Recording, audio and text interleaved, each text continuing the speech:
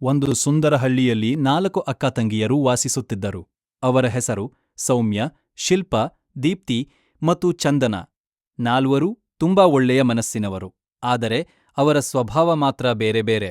ಮೊದಲ ಅಕ್ಕ ಸೌಮ್ಯ ತುಂಬಾ ಜವಾಬ್ದಾರಿಯುತಳು. ಮನೆಯ ಎಲ್ಲಾ ಕೆಲಸಗಳನ್ನೂ ಶ್ರದ್ಧೆಯಿಂದ ಮಾಡುತ್ತಿದ್ದಳು.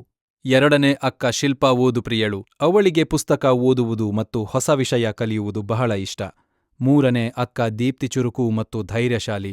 ಹಳ್ಳಿಯ ಮಕ್ಕಳಿಗೆ ಸಹಾಯ ಮಾಡುವುದು ಅವಳ ಹವ್ಯಾಸ. ಕಿರಿಯ ತಂಗಿ ಚಂದನ ತುಂಬ ಮೃದುವಾದ ಹೃದಯದಳು. ಅವಳು ಎಲ್ಲರನ್ನೂ ಪ್ರೀತಿಯಿಂದ ಮಾತನಾಡಿಸುತ್ತಿದ್ದಳು.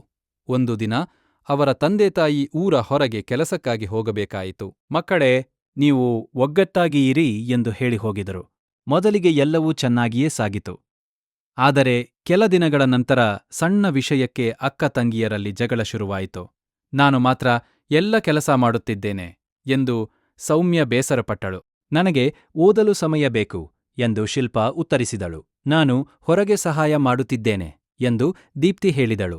ಚಂದನ ಮೌನವಾಗಿಯೇ ಕುಳಿತಿದ್ದಳು. ಆ ರಾತ್ರಿ ಭಾರೀ ಮಳೆ ಬಂತು. ಮನೆಯ ಮೇಲ್ಛಾವಣಿಯಲ್ಲಿ ನೀರು ಸೋರಿಕೆ ಆರತೊಡಗಿತು. ಅಕ್ಕ ತಂಗಿಯರು ಗಾಬರಿಯಾದರು. ಸೌಮ್ಯ ಬಕೆಟ್ಗಳನ್ನು ಇಟ್ಟಳು. ದೀಪ್ತಿ ಮೆಟ್ಟಿಲೇರಿದು ಹಾನಿಯನ್ನು ನೋಡಿದಳು. ಶಿಲ್ಪಾ ಹಳ್ಳಿಯ ಕಾರಿಗರನ್ನು ಕರೆತಂದಳು. ಚಂದನ ಎಲ್ಲರಿಗೂ ಧೈರ್ಯ ಹೇಳಿ ಸಹಾಯ ಮಾಡುತ್ತಿದ್ದಳು.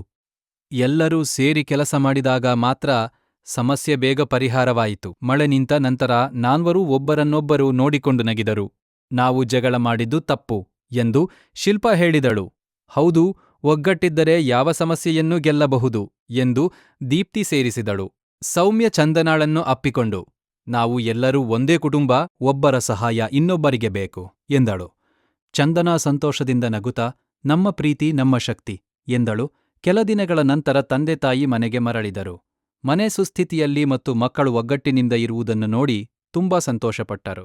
4 ಅಕ್ಕ ತಂಗಿಯರು ಆ ದಿನದಿಂದ ಯಾವಾಗಲೂ ಕೆಲಸಗಳನ್ನು ಹಂಚಿಕೊಂಡು ಪರಸ್ಪರ ಗೌರವದಿಂದ ಬದುಕಲು ನಿರ್ಧರಿಸಿದರು. ಹಳ್ಳಿಯ ಜನರು ಅವರ ಒಗ್ಗಟ್ಟನ್ನು ನೋಡಿ ಮೆಚ್ಚಿದರು. ಈ 4 ಅಕ್ಕ ತಂಗಿಯರು ನಮಗೆ ಒಗ್ಗಟ್ಟಿನ ಪಾಠ ಕಲಿಸುತ್ತಾರೆ ಎಂದು ಹೇಳುತ್ತಿದ್ದರು.